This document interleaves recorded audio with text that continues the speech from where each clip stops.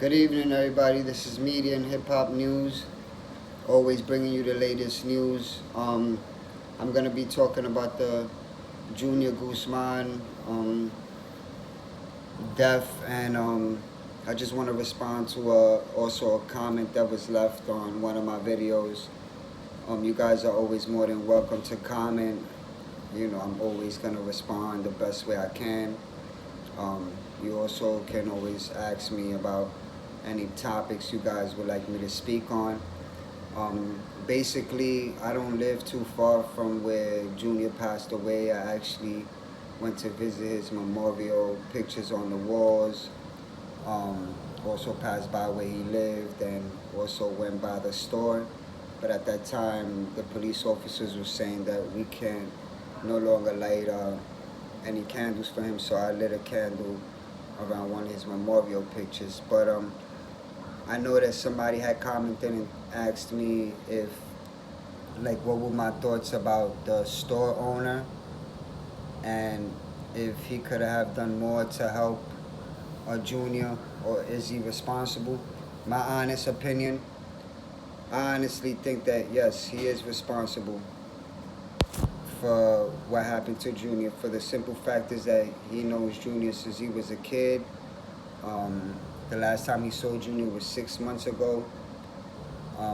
When Junior went inside that store and jumped over that counter, I noticed he was reaching for his hand, like he treated him like a total stranger, like he never seen him before, he's never met him, or he doesn't know him, like a total stranger. And honestly, he could have saved Junior that day.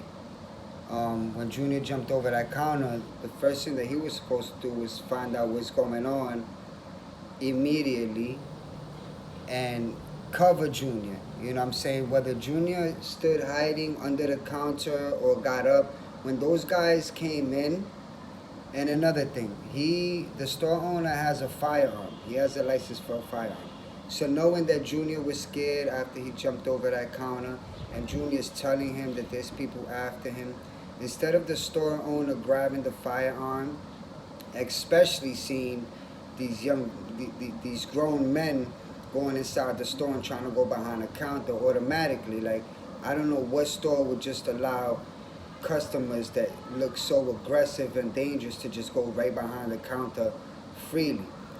And I noticed in the video that when these grown men went around the counter, instead of him protecting Junior, he was allowing these guys to drag Junior out. And at the same time, when they was dragging him out, you see him in the video like making the signals like, get him out of here, get him out of here, get him out of here. So for a person that says he always knew Junior and Junior's a good kid and he's never been a troublemaker, and to turn around and just go against Junior like that, and it ending up with Junior being stabbed up and killed, I do feel like he is responsible. He does play a part. He could have did something about it. You know what I mean? And then he stated that he called the cops and that he was on the phone with them for 4 minutes. Like, that's another lie. You know what I'm saying? Because in 4 minutes, if you would have called the cops within 4 minutes, they would have been there. Those guys were beating on Junior and stabbing Junior up for around that same amount of time. You know what I'm saying? So he definitely could have did a lot more. And now the result, as you guys can see, he can't reopen that store. Yesterday, he reopened it, but he reopened it to clean it up. But as far as his store license, it's been revoked. Like I said, he did have a firearm license to protect himself and anything that goes on in his store, and he was careless. He didn't even bother using it. He didn't bother pulling it out. What bothered me the most is when he was telling him to take him out, take him out, take him out. And then after Junior was stabbed and ran back in the store and he saw Junior bleeding, they started pointing at the hospital, guiding him and telling him where to go. So, I honestly feel like the store owner is held responsible for part of what happened, because he could have saved him. He could have prevented all of that. Me as a store owner, if somebody would have if somebody would have came to me for help and I knew him since he was a kid, and I felt like at that point I had to protect him, I would have protected him. Now, if he's telling me that people are coming after him, and I see these kids coming after him with knives or bats or hammers or whatever, I would have grabbed my firearm. I would have grabbed my firearm, and the first thing I would have did was pull it out on them. I guarantee you they would have left him alone. They would have walked out. Maybe they wouldn't have left that area, but they would have waited outside. I would have called the cops, and they would have came. You understand? And Junior would have lived to see another day. Instead, it caused him to lose his life. You know, it was like he was feeding Junior to the wolves. So it was a very sad tragedy. You know, another thing that a lot of people have been asking me and that have been upset about is this Stephanie chick and this Miguel Sosa kid. You know, we all seen Miguel, the kid with the hat that went to Santo Domingo the same, the next day or the same day that this tragedy happened to Junior, and we haven't heard from him. We haven't heard from him at all.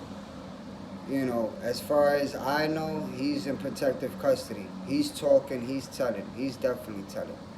Because suddenly he disappears and now they got 12 suspects. They didn't get the 12 suspects from Stephanie, because that's the young girl's name, Stephanie. They didn't get the suspects from her. They got them from him, running his mouth. And, you know, for the police department to not hold them responsible and him running makes them look bad. So, you know, the NYPD are going to do whatever they can to make themselves look good, but they still going to look bad in the sense of they still let this Miguel Sosa guy go, and they haven't brought him into justice. When he was one of the guys that walked in the store. He knew what was going on. He participated in what went on. So, you know, he should be held responsible. Now, as far as Stephanie and the sex tape, I had made a video about all the district attorneys and everybody that is trying to make sure that these 12 suspects remain in jail. When one of the reporters had asked if the sex tape has something to do with with Junior's death, I remember that the lady that was talking, she looked behind her to one of the chief police officers. When they asked if the sex tape had anything to do with Junior's death, she looked behind her. And she was like, no, that's all social media. They haven't gotten any information about the sex tape matching Junior's death. You know, another cover-up. You know, the sex tape does play a big part. I really don't. I'm just telling y'all what I feel and what I think. And like I said, I go by body movement. You know, I honestly think that they're trying to cover up the sex tape. Now, the lady also, the African-American lady that was talking, she also stated that she owns a witness protection program. So it's like she threw it out there in little words. It's for people to just pick it up. She owns a witness protection program. So she's basically letting everybody know in little words like, okay, you know, you guys haven't heard from Miguel Sosa. He's under protective custody. This young girl, Stephanie, that was supposedly in the same police program as Junior and is behind the sex tape and is behind all of this that's gone on, is also under witness protection. That's why we're not going to hear from them. We're not even going to see them, you know, until the whole entire case is over. They're going to give them new identities, but they'll never be able to change their image on who they are. I'm definitely sure that people will always recognize who they are. But I guess, you know, the NYPD felt like, you know what, 12 is better than 2. You know what I'm saying? If we could get these 2 suspects that were responsible to talk, that we could get 12 and hold them accountable. You know, now the 12 suspects, you know, they all pleaded not guilty, which we all know they're guilty. They were seen on surveillance, and like I said, these, besides the 7 extra suspects on top of the 5, all that information came from Miguel Sosa. But the chief of detectives stated that they got it from the hotline, the tips hotline, and that people, were calling in and giving tips, and that they didn't even want the money for the reward. They just wanted to help, blaza, blaza, blaza, just bullshit, lies after lies. I don't believe it. I don't know how many of y'all believe it, but they can't fool me. The story just continues to change, but God knows what happened, Junior knows what happened, and eventually everything will come out to the light. They're going to make sure that these suspects never get out of jail. All of them are going to do a very, very long time. And even while they're in prison, they're going to go through hell. The Trinitario gang, I mean, what can you say? I'm not a judgmental person. I don't know how they run things. I've never been in a gang. So I really couldn't tell you how they run things. But I feel like each person should be held accountable for their actions. I don't point fingers at everybody, but our focus needs to be on the suspects that were responsible for killing Junior, and not the entire gang. Whatever they do is what they do. As far as we know, the NYPD is watching all of them. They're gonna try their best to crack down on every gang. It doesn't matter what gang it is. You know what I'm saying? My prayers are always with Junior's mom.